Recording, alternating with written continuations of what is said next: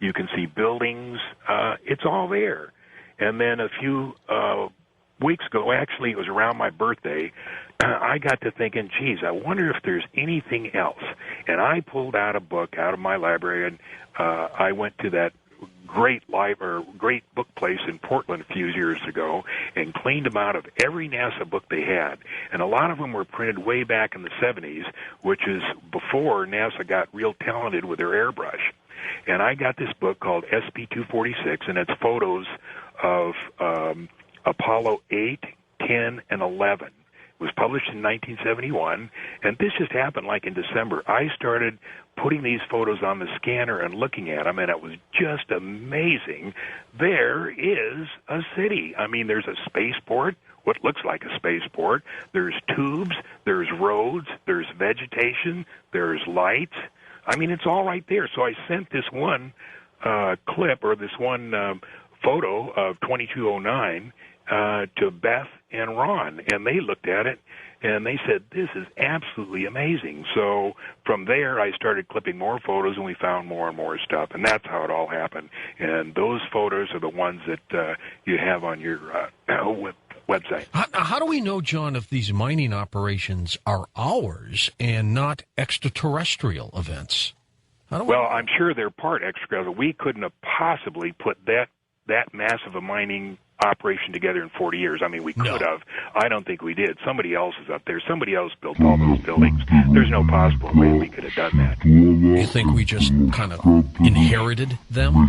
Yeah, I think we work with them up there. Now, I don't know who that is up there, but they're the ones that built all that, and we're doing mining. Now, the reason I know that we're involved is several years ago, I ran into a real honest-to-gosh government insider. He's dead now, but he told me three things, and one was that we had been going to the moon since 1962, that the population of Mars was 600 million, and they looked just like us, and the other thing was that he had worked on a piece of mining equipment that was to go to the moon. He said, John, we built this thing down in Alabama, way out in the nowhere.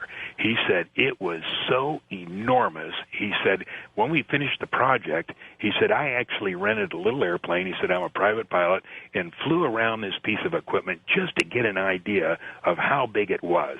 And I said, geez, that's fantastic. How did they get it to the moon? Yeah. He said, I don't know.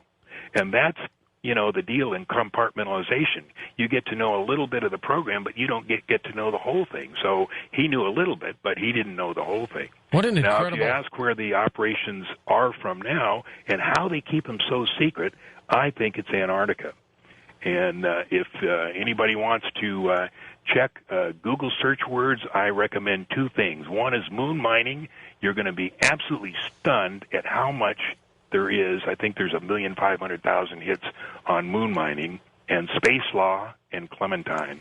Just Google those things and see how much there is. A couple of these pictures you sent us, specifically the crater Kepler, and then you look at the airbrushed version.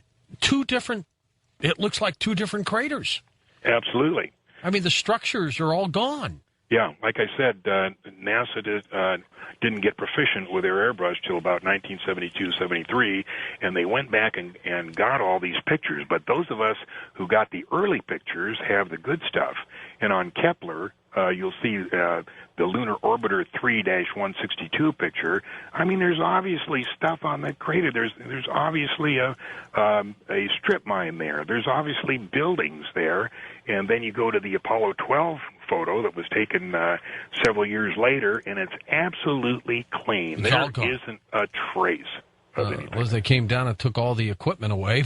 But yeah. You're right. It is absolutely incredible. Now, how do you know, though, in some cases, we're not looking at tricks of light or just different images when you look at this?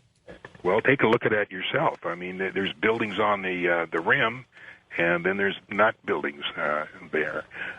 Some of the pictures are great. As a matter of fact, did you see the one of Aristarchus?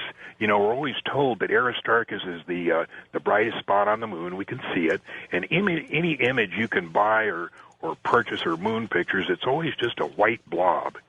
And so we had a guy take a 10-inch telescope and take a picture for us, and you can see it right in those pictures that we've got on your website. It's a beautiful structure, and it looks exactly like a nuclear reactor to me. It's probably a fission reactor. There's no doubt about it. You can see the arches.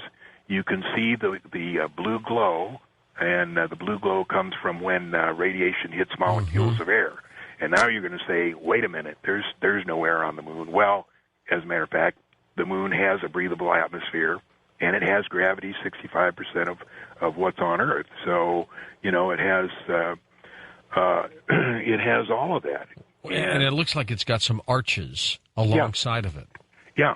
And then you look at the next picture. I think that Lex got it up there. Look at that picture that Clementine I'm took looking in at that right now. 1994. Can you imagine that we got a better picture of Aristarchus from a 10-inch telescope than Clementine did with a $100 million satellite? That's great. I love it. It doesn't make any sense at all, does it? It doesn't. So all this has been going on, you think, right under our noses for 40 years, John? Absolutely. As a matter of fact, somebody pulled up some stuff off the internet that my father was involved in the middle 50s with anti-grav, and there's a lot of stuff. If you Google Bill Lear or William Powell Lear anti-grav, he was there doing it. He was right in the middle of it. As a matter of fact, there's a 3-minute clip floating around that was originally in David Hatcher Childress video of my dad lecturing on UFOs at the Bonston Laboratories. And he's there at a blackboard. He's got a saucer there drawn on, and he's describing how it works. The film is silent, but you can see generally what he's doing. Interspaced with the pictures of him are technicians working in laboratories with balsa wood and paper UFOs. They're obviously trying to make what was the beginning of our efforts. I think that all came to a culmination in 1959. We made the craft. We may have had some help, but anyway, our first trip to the moon in anti-grav was 1962. Now, let me tell you this. And you say, well, anti-grav, we don't hear very much about it. And I say, that's right. You don't hear one word about it. You don't see Aviation Week in Space Technology putting, we're working on anti-grav, and here's the experiments. Nothing, not one single word. And the reason is they already perfected it, and they don't want anybody talking about it.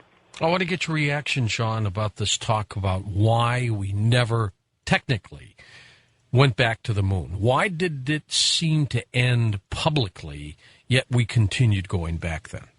We were already there. That was all a cover. Those guys, the Apollo astronauts, the first guys to set on it, they weren't the first guys. That was all just a cover program so that nobody would know about the real program. Now, why they wanted to keep the real program a secret, I don't know.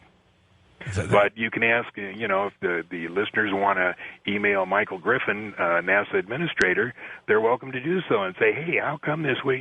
John Lear's got some pretty good evidence here that we're already on the moon and we're mining up there. What's the deal? You should know. You're the administrator. What are they mining for, John? That is a good question. What we Este es el caso de las películas y fotografías que hoy podremos ver, comentar y poner en tela de juicio.